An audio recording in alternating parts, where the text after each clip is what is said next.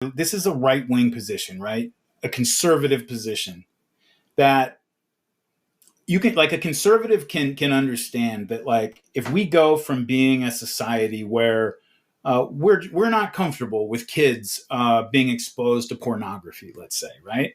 But then now they are exposed to it. You can tell a right wing person that, and they'll be cognizant of the fact that, like, we're suffering from something there. Like, we lost something, and that's not a this is not a good thing for us or our society. Like, it's just there's just something that we lost, and similarly, like with this stuff, like a society and us as we as individuals are better when we see something like Abu Ghraib, when we see something like Gaza, and we are horrified by it, than if we're not.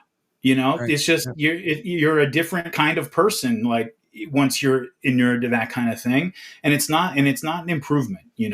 And that's, to me, is, like, I mean, I could talk about the economic stuff and the monetary stuff all day, but to me, the real catastrophe of the global war on terror is just what it's done to us, kind of psychologically and spiritually, and how Well, let it's me ask you corrupted our this, politics, all that. Daryl. Look, man, I mean, you're a tough guy. You're a veteran. I mean, the obvious counter argument to what you just said is like, no, we have to go kick ass, dude. We can't let people mess with us, and them radical Islams represent a danger to us. And so your job, sir, is killing them. Dude, what are you talking about? All this wimp stuff about leaving the world alone when it's so dangerous out there. And I don't say that to be like silly, but like, that is the devil's argument position. That is the George W. Bush position, is all tough guys unite to go and do tough guy stuff. And so all wimps and weenies, you can stay home. But the real men have to go and do the tough job that they know needs doing. So you're telling me you don't believe in that? Because I know you used to. Yeah, I think a lot of veterans of the war on terror don't believe in that anymore. They look back, and it's not that. I mean, you can do this even with somebody like Jocko, and don't take what I'm saying as like me telling you his position. I'm not putting words in his mouth, but just from knowing the guy well, like, even somebody like him, he's a G.I. Joe action figure, Team America dude, right?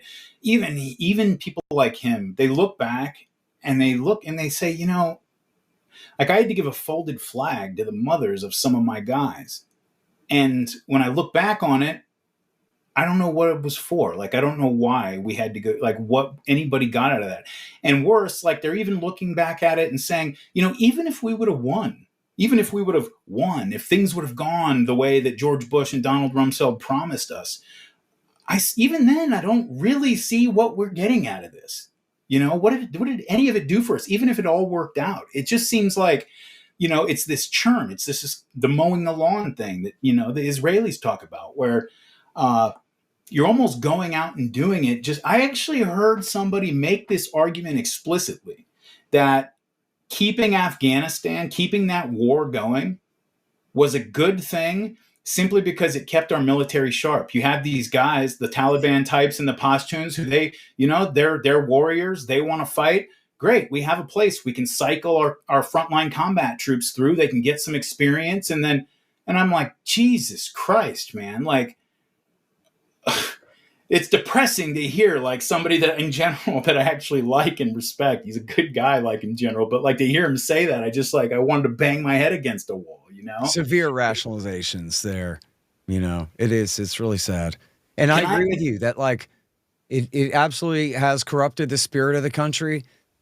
You've said this before. In a way, I'm like, man, it sounds schmaltzy and sentimental and I don't like it. But on the other hand, like, yeah, no, it really is a real ass thing that, like, the long-term history books from now are going to have us as such bastards.